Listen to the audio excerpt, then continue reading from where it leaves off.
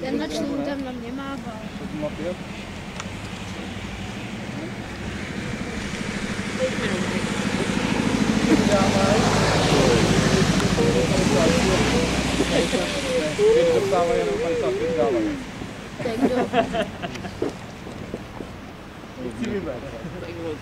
Hele, tamhle budou na... A to mají takový odstup? To není možný. A myslím, že tamhle na... Modrá loď je to určitě. Kdyby to byly našli, tak to by bylo velký překvapení. To znamenalo, že se ještě předlupou.